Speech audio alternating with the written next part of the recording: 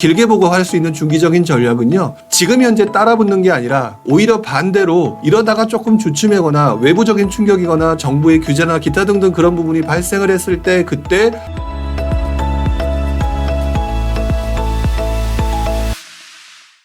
지금 시장을 보면서 정말 많은 분들이 헷갈릴 것 같다라는 생각을 해봅니다. 저도 헷갈리거든요, 솔직히. 어쨌든 투자하는 기간 동안에 여러 상황을 봤었는데 이것과 유사했던 그 당시 상황에서도 역시 마찬가지로 판단하기가 너무 어려웠었던 것 같습니다. 지금 같은 경우도 시장 자체는 반등을 하는 것 같고 가격은 올라가는 것 같고 회복되는 기미가 명확하게 보이는데 분위기상 또 정부는 또 자꾸 이상한 소리를 하고 있고 또 어떤 전문가들은 계속 오른다라고 하고 있고 어떤 전문가들은 조심해야 된다라고 하고 있고 도대체 이 상황에서 나는 어떤 행동을 해야 되느냐라는 생각들을 굉장히 많이 하실 텐데요. 저 같은 경우는 선별적으로 받아들이는 버릇이 생겼습니다. 오랫동안 하다 보니까요. 그래서 길게 보는 방향성과 내가 투자했을 때 가능성 있는 확률 이 딱 두 가지와 그 다음에 시간이라고 하는 부분들을 굉장히 중요하게 여기는 것 같아요. 자, 그래서 단기적으로 누가 오른다 뭐 한다라고 하더라도 투자라고 하는 부분은 여러분들 단기로 2달 정도 투자하고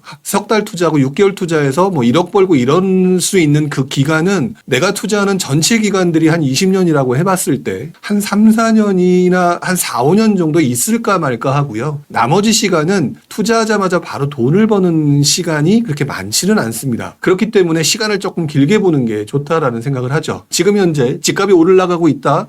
가계부채 위기 때문에 정부가 뭘 자꾸 부담스럽게 한다. 도대체 그래서 어느 게 정답이야 라고 생각할 게 아니라 일단 큰 그림으로 보시는 게 좋을 것 같아요. 첫 번째는 부동산 시장은 특별한 문제가 없는 한 장기 우상향이다. 그렇기 때문에 요즘같이 불안한 시기에는 길게 투자하겠다라는 생각을 하자. 자, 그 다음에 예를 들어서 정부가 만들어냈던 무언가 나한테 부정적인 요소들이 발생을 했을 때 나는 이것들을 견뎌낼 수 있는지 보면서 투자 기간을 바꿔가는 더 길게 본다라든지 왜 장기적으로는 우상향이니까 자꾸 이런 식으로 보시는 게 가장 좋을 것 같아요. 저는 유튜브에서 언급하는 거 외에 제가 운영하고 있는 기타 다른 자리에서 항상 말씀을 드리지만 단기 투자를 하려고 하는 사람들에게 지금 현재 시장은 쉽지 않은 시장이죠. 그렇기 때문에 마음이 조급해지는데 이것들을 생각을 관점을 바꿔서 조금 길게 봅시다라고 하는 경우에는 투자할 수 있는 방법이라는 게 다양하게 생긴다라고 말씀을 좀 드립니다. 가계부채와 관련된 얘기 이제 지겹고 지겨워서 그런 내용이 나오게 되면 회피하려고 하는 심리가 사실 존재할 것 같습니다. 하지만 조금 냉정하게 현재 시장 상황을 볼 필요가 있겠죠. 오늘도 여러분들과 함께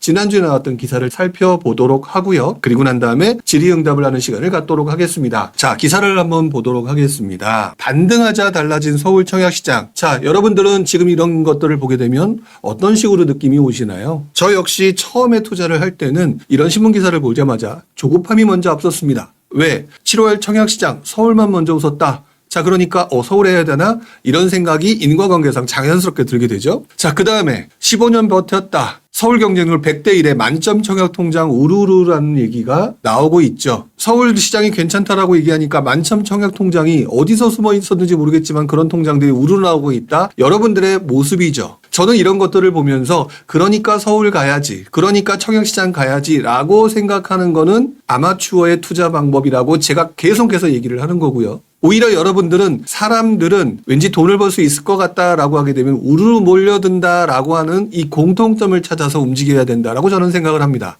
자, 밑에 있는 기사들도 똑같죠. 지금이 제일 싸대. 청약통장 들고 우르르 서울 경쟁률 폭발했고요. 지금 제일 싸대라고 얘기하는 그 사람들도 전문가라고 불리시는 분들도 그렇게 얘기를 하고 있고요. 그 근거는 인플레이션 효과 때문에 원자재 가격이 상승했기 때문에 지금 제일 싸대라고 해서 지금 사는 게 좋다라고 얘기를 했지만 제가 항상 말씀드리는 것 중에 하나가 그런 게 있죠. 시장은 항상 오르기만 하지도 않고 하락하기만 하지도 않는다. 시간을 길게 보게 되면 오르기만 하는 시장일 땐 조심해야 되고요. 떨어지는 시장이 됐을 때는 회피하는 게 아니라 그때가 기회라는 생각을 하라라고 말씀을 드렸는데 어떠세요? 신문기사에서 여러분들은 도대체 어떤 행동을 하고 있느냐? 지금 분위기가 달라졌을 때는 열심히 쫓아다니기만 하고 있다. 청약시장도 서울로 쏠림 현상이 나타나고 있죠. 1순위 청약 접수자 3.6배 늘어 서울 아파트 꿈틀대자 되살아난 분양가 메리트 즉 떨어졌던 가격이 다시 올라오게 되니까 떨어져 있던 상황에서 분양가를 책정한 청약시장이 상대적으로 가격이 싸게 느껴지거나 비슷하게 느껴지는데 이젠 곧 새집이 될 것들이니까 이게 굉장히 메리트가 높아 보이죠. 자, 그러니까 여러분들이 더더구나 청약시장에 접근할 수밖에 없는 거고요. 또 청약시장에 접근하는 가장 큰 이유 중에 하나가 소액으로 3년 동안 기다릴 수 있으니까 충분히 투자할 수 있다라고 판단한다라는 거죠. 자, 그런데 제가 좀 전에 뭐라고 말씀을 드렸죠? 기본적으로 지금 현재의 모습으로 판단해서는 안 되고요. 시간을 길게 봐야 된다라고 했는데 그렇다면은 지금 시장이 이렇게 움직인다라고 해서 들어갔을 때 혹시 모를 반대 확률이 났을 때는 나는 낭패를 볼 수 있다라는 것들을 생각해야 된다. 그런 내용이 더 밑에 나오죠. 서울 비수기에도 5,200가구가 쏟아진다. 비수기인데도 불구하고 이참에 가장 지금 분위기가 좋은 서울 같은 경우는 지금 내보내야 된다라고 생각을 하니까 지금 나오고 있고요. 그런 상황에서는 분양가가 다시 올라가도 여러분들이 들어올 수밖에 없는 시장이니까 오히려 분양가를 꼼꼼히 따져봐야 된다. 왜 따져봐야 되느냐? 왜? 시장이 꺾일 수도 있다. 그런 부분을 좀 생각해봐라. 항상 반대급부적인 것들을 생각하라는 얘기니까요. 자, 어쨌든 지금 현재 서울 청약시장은 굉장히 과열되어 가는 모습을 보이고 있습니다. 과연 그 상황에서 한 가지 생각하셔야 될 거는 나한테 확률이 얼마나 될 것이냐. 여러분들 지금 청약시장에 들어가셔야 되는 분들이 있으시죠? 내가 당첨된 확률을 생각을 하고 그리고 난 다음에 거기에서 대안을 찾는 게 맞지 않을까라는 생각을 좀 해보게 됩니다.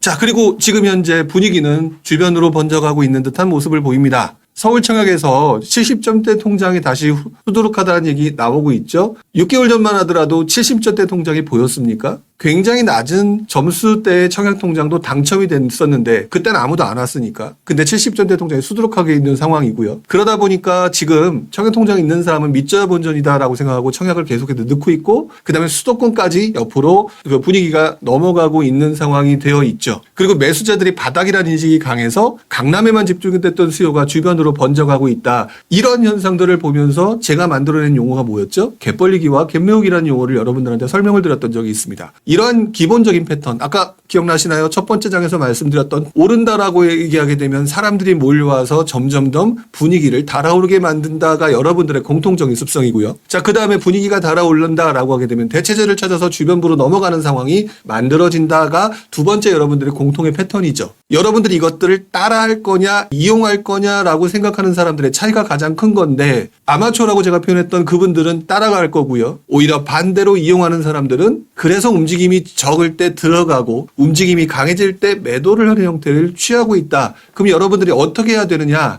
어차피 앞으로 시장이 어떻게 될지 잘 상승일지 하락일지 모르는 상황이라면 여러분들이 해야 될 길게 보고 할 수 있는 중기적인 전략은요. 지금 현재 따라붙는 게 아니라 오히려 반대로 이러다가 조금 주춤하거나 외부적인 충격이거나 정부의 규제나 기타 등등 그런 부분이 발생을 했을 때 그때 심리가 위축됐을 때 들어가고 난 다음에 왜 장기 우상향이니까 이렇게 가는 기본적인 패턴으로 가시는 게 상승장의 끄트머리에 서서는 여러분들한테 이 그 패턴이 훨씬 더 좋아 보인다라고 말씀을 좀 드립니다. 자, 그러면서 고가점 청약 통장이 지금 평택에서도 83점짜리가 나왔죠. 그러면 여러분들한테 제가 어떻게 말씀을 드려야 될까요? 여러분들 이런 질문을 하실 겁니다. 평택이 좋을까요? 안 좋을까요? 자, 이런 질문을 많이들 물어보시겠죠. 자, 그런데 평택이라는 동네가 좋고 나쁘고 하는 문제는 그렇게 큰 의미가 없어져 버립니다. 이상하네. 그게 무슨 말이지? 자, 평택이라고 하는 시장은 여러분이 다 알고 있기로는 호재가 굉장히 창궐하는 시장이죠. 그래서 많은 회사들이 거기다 분양을 하고 있습니다. 그리고 여러분들이 많이 가고 있죠. 그러니까 평택에 83점짜리가 발생을 하는 거게 되겠는데 수익을 내기 위해서 가장 중요한 것은 뭔지 아세요? 매도라고 하는 시점입니다. 자, 매도라고 하는 시점인데 지금 현재 시장이 어쨌든 상승일지 하락일지 불안하다라고 얘기했는데 그렇다면 평택에 들어가는 게 좋아요? 나빠요? 라고 질문하는 거는 아마추어적인 질문이고요.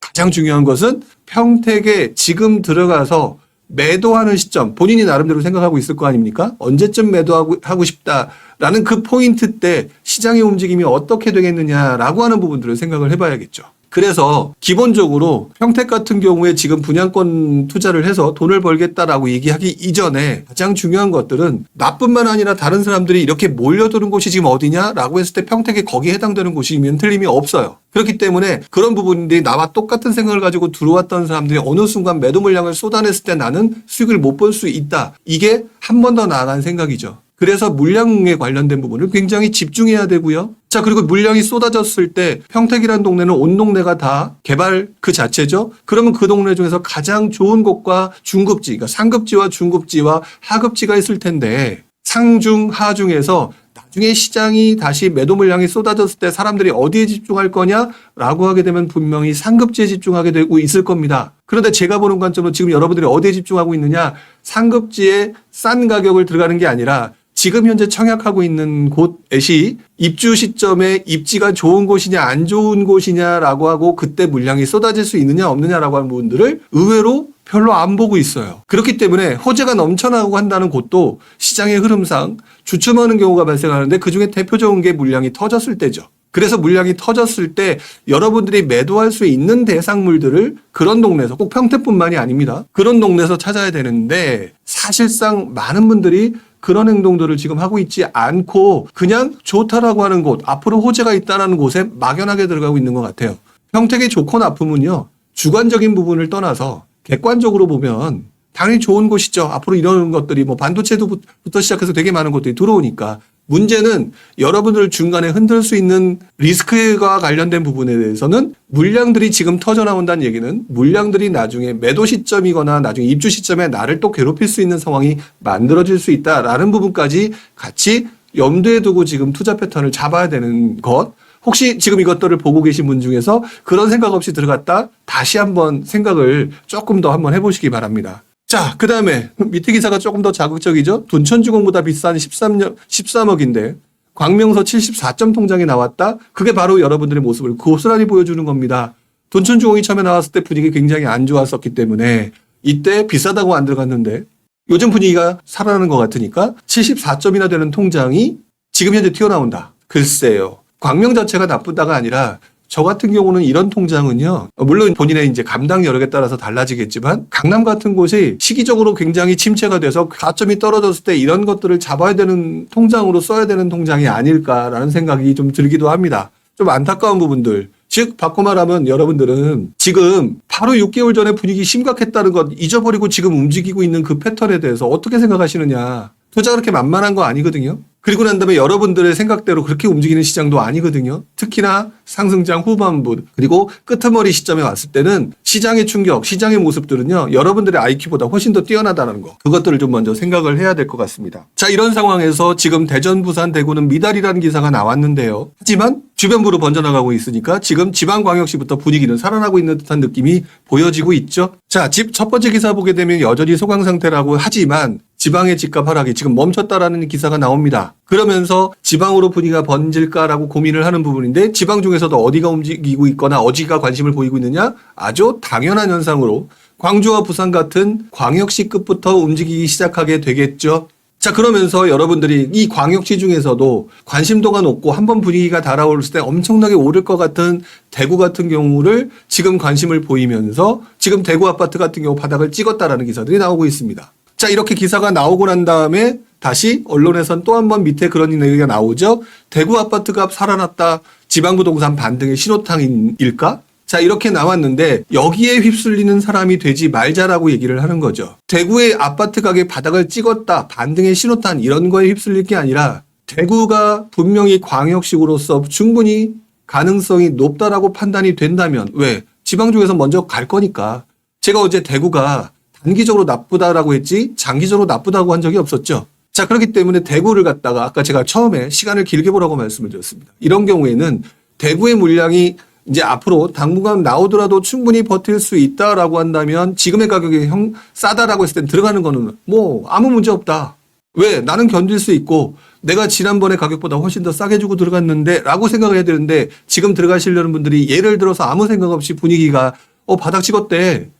반등할 수도 있대 라고 해서 들어간다? 나머지 그 이후에 발생할 수 있는 50% 확률의 문제가 생길 수가 있다라고 했을 때 본인은 낭패를 겪고요. 저 같은 사람이 그때 가서 여러분들의 물건을 잡아 간다라는 사실도 알고 있으셔야 되겠죠. 자, 어쨌든 지금 현재 이 신문 기사의 내용을 보게 되면은요. 서울 청약시가 난리가 났고요. 수도권까지 번지고 있는 것 같고요. 여기서 지방광역시까지 나아가고 있다라는 부분들에 대한 얘기가 나오고 있습니다. 자, 이 기사만 보게 되면 여러분 입장에서 무슨 생각을 하게 되느냐? 오, 살아나는구나. 그 다음에 무슨 생각을 할까요? 여러분들이라면. 투자를 해야 된다면 한번 생각을 해보시기 바랍니다. 왜? 다음번에 다른 얘기를 하기 전에 여러분들이 한번 생각을 해서 여러분이 투자를 해야 되겠다. 그런데 서울이 지금 달아오르기 시작했고요. 수도권도 마찬가지고요. 광역시부터 지금 움직임이 나타난다라고 하면 그 다음에는 어디로 움직이게 될까라는 생각을 할까요? 안 할까요? 당연히 하게 되지 않을까요? 여러분들 솔직히 한번 예를 들어 채팅창에 있으면 한번 올려주시기 바랍니다. 아마 대부분의 사람들이 당연히 그렇게 얘기를 하고 생각을 할 것이고요. 또 여러 전문가들도 그런 부분에 대한 얘기들을 하겠죠. 그런데 여기서 중요한 부분은요. 당연히 하게 되기 때문에 시간이 문제일 뿐 자연스럽게 분위기가 옆으로 흘러가게 되는 상황이 될 거라는 거예요. 자연스럽게.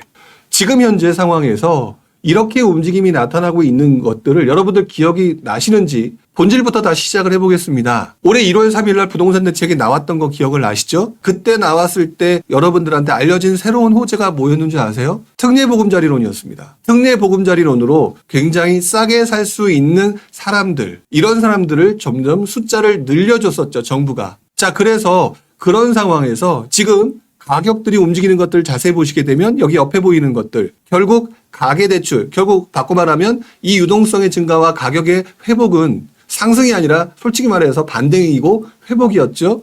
이 회복이라고 하는 부분은 결국은 주담대, 결국 대출이라고 하는 부분 때문에 지금 연결고리가 같이 이어졌단 말이죠.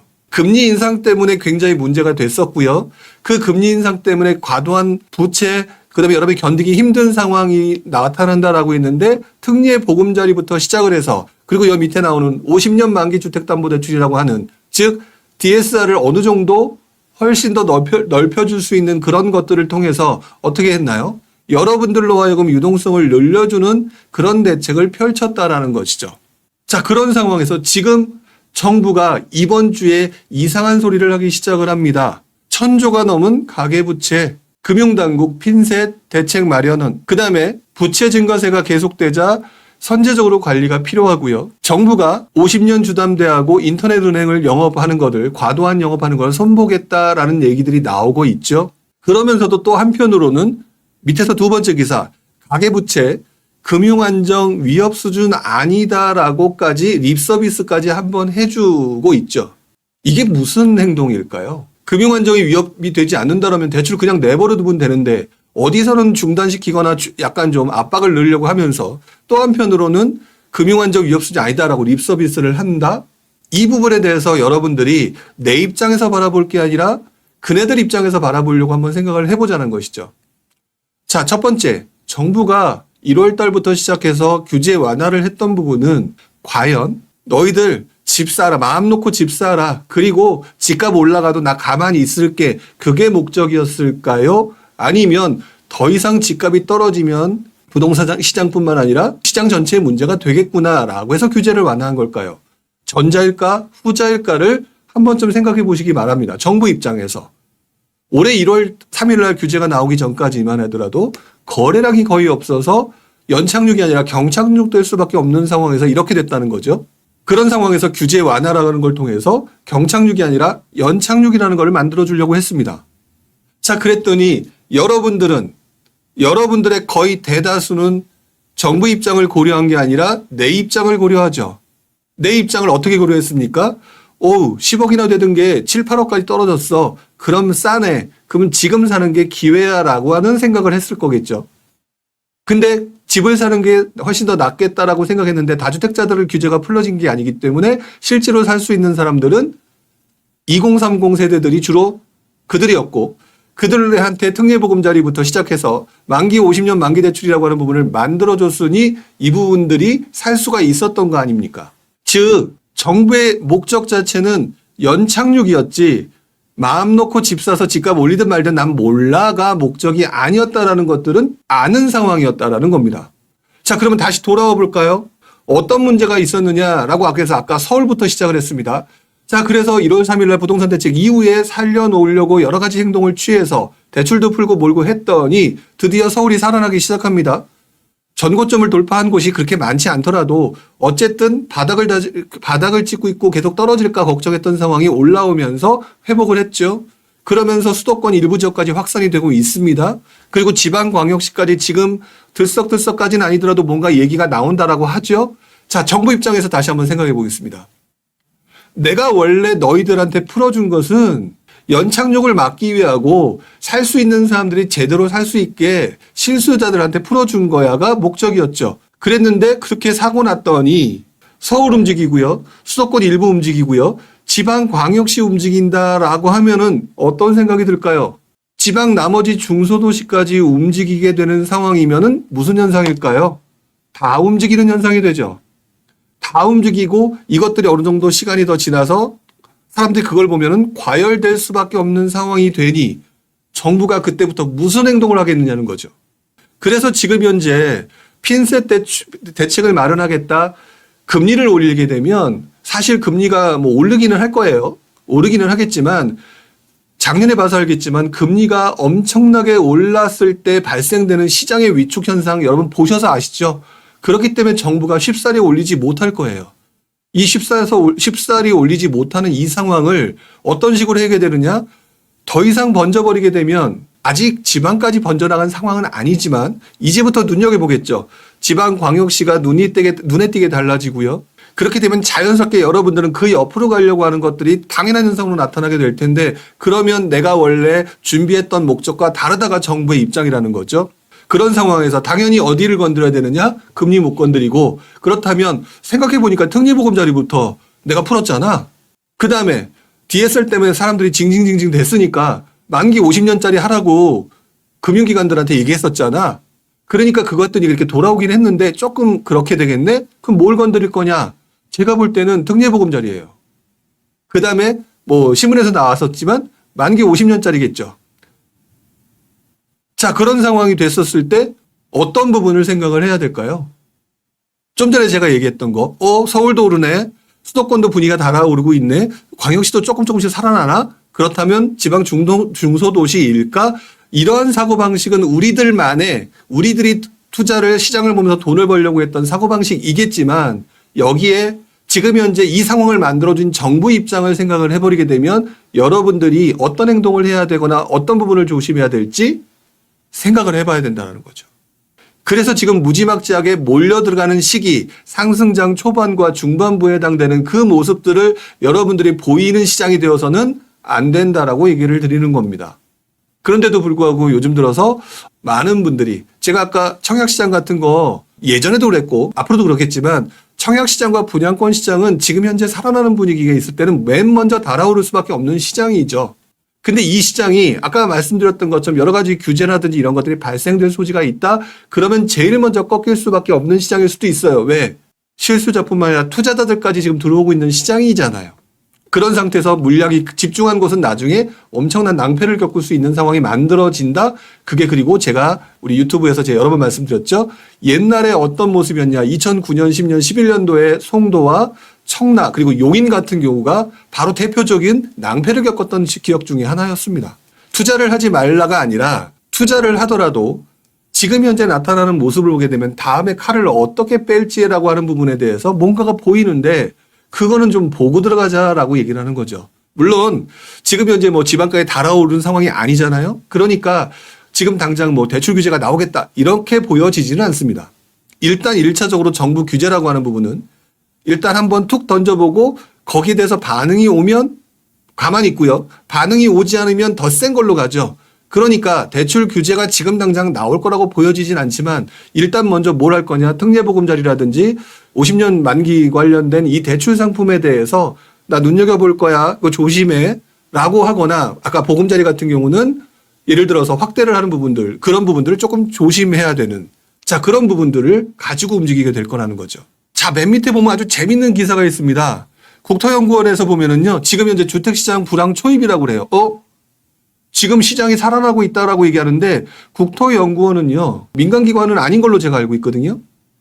근데 얘네들이 불황 초입이라고 얘기를 하고 있다. 특례보금자리론을 연장을 하는 게 맞다라고 얘기를 하고 있다라는 거죠. 자, 그렇기 때문에 지금 현재 일단 특례보금자리론을 줄일 거라고 예상을 하는 건지는 모르겠지만 이쪽에서 보는 관점으로는 주택시장이 불황 초입이라고 보는 관점도 존재한다라는 거죠. 나름대로 날고기 있는 사람들인데.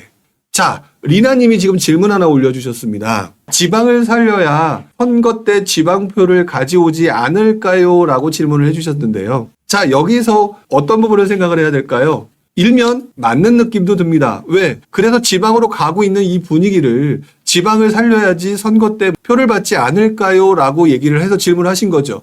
근데 중요한 건 뭐라고 그랬죠? 그렇게 해서 지방을 조금 내버려 두는 것들은 단기적으로 앞으로 총선까지겠죠. 그런데 그 다음 문제입니다. 총선 끝나고 난 다음에 어떤 행동을 할까를 생각을 해봐야죠. 왜? 어차피 내가 매도하는 시점은 총선 끝나고 난 다음 아니겠습니까? 그러면 총선에 총선에 따라서 눈치를 볼까 안 볼까 하게 되면 그때쯤 되면 안 본다라는 건 너무나도 잘 알고 계시죠? 내가 물건을 팔아서 수익을 볼 때가 실제로 내가 고려해야 될 타이밍인데 리나님이 말씀하신 것처럼 지방을 살려야 선거 때 지방표를 가져오지 않을까요? 라고 하는 질문은 맞는 것은 사실이나 총선이 끝나고 난 다음에는 다시 원상복귀가 될 가능성이 충분히 있는 거라는 거죠. 우리 많이 경험했었죠? 총선 때나 뭐 할 때 뭐뭐 하겠습니다. 뭐뭐를 만들도록 하겠습니다. 라고 얘기해놨지만 끝나고 나서 나 당선되고 난 다음에 그다음부터는 그거를 갖다 밀어붙이고 있던가요? 아니면 그 당시에 등장한 또 다른 새로운 이슈에 거기에 매몰돼 있던가요? 라고 질문을 제가 반대로 드리게 되면 아마 새로 나온 이슈에 매몰되어 계실 겁니다. 그분들이. 그렇기 때문에 지방을 살려야 된다라고 얘기하는 부분들을 제가 볼 때는 지방을 투자해야 된다. 거기서 내가 소액으로 투자해야 된다라고 하는 무언가 투자의 당위성을 스스로 만들어내는 것일 수도 있다. 지방 자체에 대한 부분은 조금 더 지켜볼 필요는 좀 있을 것 같아요. 왜? 지방까지 달아오르게 되면 결국 부동산 상승이거든요. 다 오르는 거니까. 그런 상황에서 정부의 포지션이라고 하는 부분들을 생각을 해봐야 될 거라고 저는 생각을 합니다.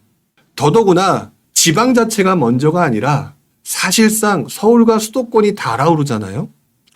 그러면 여기가 제일 인구가 더 많고 제일 크기 때문에 얘네들부터 건드려야 된다는 생각을 하는데 그게 지금 지방으로 분위기가 넘어가는 현상이란 말이에요. 그런 상황이라면 서울과 수도권이 가라앉은 상태에서 지방에 올라갔던 시장이 2008년부터 2012년까지 시장이었습니다. 그때는 지방에 대한 규제가 거의 없었어요. 지금 현재 정부와는 달리.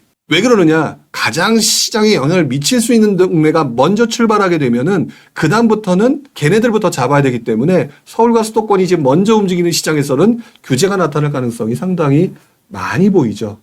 자, 왜 제가 이런 부분을 얘기를 했느냐? 바로 과거에도 있었던 대출 규제의 칼날 때문에 그렇습니다.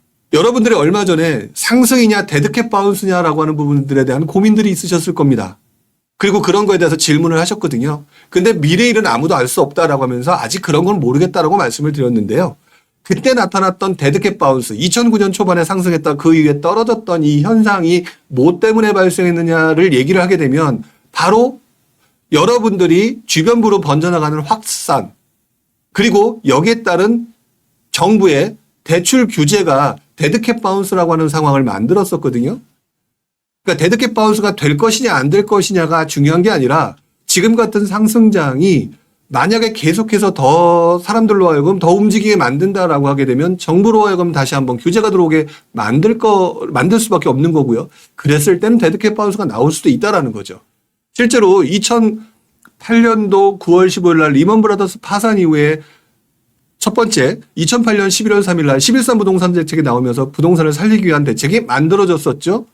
자, 그리고 난 다음에 어느 정도 만들어지고 리먼 브라더스 사태가 어느 정도 해결되는 기미가 보여지자 그 다음에 4월 달에 강남부터 시작하는 움직임이 서울 아파트 전체 아파트 가격이 상승하는 모습으로 나타났었습니다. 그때 나타났던 게 바닥론이었어요.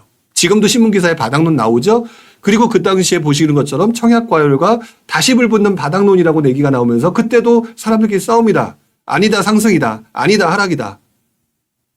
그 상황이 만들어졌던 그 시점에 여러분들은 청약시장 과열되고 여러분들은 바로 돈을 벌 수 있는 곳을 찾아서 움직이다 보니까 결국 무슨 행동을 했느냐? 그 다음 내용처럼 가계대출을 받아서 무언가를 하려는 모습들을 보였다라는 것이죠. 그리고 그 상황이 만들어졌을 때 자연스럽게 정부가 나타났던 행동은 대출을 옥죄기 시작했다는 겁니다. 그게 바로 2009년 7월 달. 좀 더 정확하게 말하면 6월 달 정도부터 해서 제 기억으로는 그 당시 한 5월인가 6월 달, 6월 달 정도, 6, 7월 정도로 기억을 하는데 금융기관들한테 어느 정도 뭐가 공문이 나갔던 걸로 기억을 해요. 조심해라. 대출 너무 많이 하지 마라. 그렇게 했던 걸로 기억을 합니다. 뭐 오래된 기억이기 때문에 정확한 거는 아니지만 그러면서 대출을 옥죄기가 했고요. 그리고 그 이후에 DTI 규제, 그 당시에 가장 강력했던 DTI 규제와 같은 것들이 다시 조여들면서 여러분들의 심리가 또 위축되고 그 하반기 때 분위기가 굉장히 안 좋아지면서 그 이후에 2010년 이후에 하락장을 만들게 되는 그런 부분들이 만들어졌었죠. 앞으로 하락장이 온다가 중요한 게 아니라 제일 중요한 부분은 바로 이거. 정부가 과연 마음 놓고 집 사라라고 얘기하는 포지션이냐, 아니면 연착륙을 방지하기 위해서 여러분들을 갖다가 집 사라고 했던 상황이냐, 이 포지션에 따라서 앞으로 여러분들의 움직임에 따라서 이것들이 대출 규제가 강해질 수도 있다라는 거. 이런 부분들을 생각을 하셔야 된다. 그러면 부동산 시장 끝났나? 그렇지는 않습니다. 아까 제가 좀 전에 보여드렸던 맨 마지막에 DTI 규제와 같은 것들이 규제가 발생하니까요. 여러분들의 행동 패턴이 달라지기 시작하죠. 왜? DTI 규제를 했다. 요즘에 DSR 규제를 했다라는 거와 동일한 것들은요. 이런 것들입니다. 여러분들이 대출받을 수 있는 돈이 6억이었는데 3억이 됐다는 얘기죠. 어떻게 될까요? 여러분들이 입지가 좋은 서울이라고 하는 곳들은 벗어나기 싫으니 중형, 대형, 소형 중에서 어디를 파고들기 시작했느냐? 소형 아파트의 포지셔닝을 바꾸기 시작했던 모습들이 바로 이때의 모습이었습니다. 그러다 보니까 소형에 해당되는 또 다른 투자 상품 이런 것들이 당시 오피스텔, 소형 오피스텔이라든지 이런 것들이 만들어지면서 불황장 때 가장 유행했던 투자 방식이 소형 아파트의 투자였다. 그리고 그 이후에 전세 가격이 올라가면서 또 갭투자가 같이 맞물린 소형 아파트 갭투자의 시장으로 접어들게 되죠. 즉 정부가 규제 나온다고 여러분들 시장이 꺾이는 게 아니라 전반적인 시장이 침체가 되더라도 다시 한번 여러분들은 투자 상품을 바꿔서 움직이게 된다. 이런 부분들을 생각하시면 된다. 이렇게 말씀을 드릴 수가 있을 것 같아요. 자, 이렇게 해서 제가 오늘 준비한 내용들을 조금 길게 설명을 드렸고요. 자, 그렇다면 결론이 뭘까요? 투자는 계속 됩니다. 문제는요, 지금 여러분들이 알고 있는 투자, 지금 어디 가고 오는 게 지금 여러분들이 지난 5, 6년간의 투자 방법에 다 익숙해져 있는 그 방법일 거예요. 하지만 이렇게 해서 달아오르게 되는 상황이 만들어지게 된다면 정부는 분명히 목적 자체가 규제가 나올 수밖에 없는 상황이 만들어질 거고, 하지만 그것들에 대해서 너무 깊게 생각할 필요는 없다. 여러분들의 행동이 우양후 좌양자에서 바뀌면서 무언가 새로운 걸 만들게 되면서 또 투자 시장을 만들게 될 거니까, 그럼 그때까지 여러분들이 지금 과거 방식대로 투자하는 게 맞느냐? 조금 보면서 이렇게 흘러가겠네? 이렇게 하는 게 맞느냐? 어차피 길게 투자해서 확률을 높이는 투자를 해야 되기 때문에 저는 또다시 대세가 만들어지는 시장이 만들어지거나 또는 그런 상황이 올 때까지 조금 더 지켜보다가 혹시라도 떨어지면 뒤늦게 들어와가지고 높은 가격을 줬던 분들의 급매물을 또 싸게 사는 방법을 취하겠죠. 시간을 길게 보면 이렇게 여유있게 투자가 가능하다라는 것. 자, 그 부분을 생각을 해주셨으면 좋겠습니다.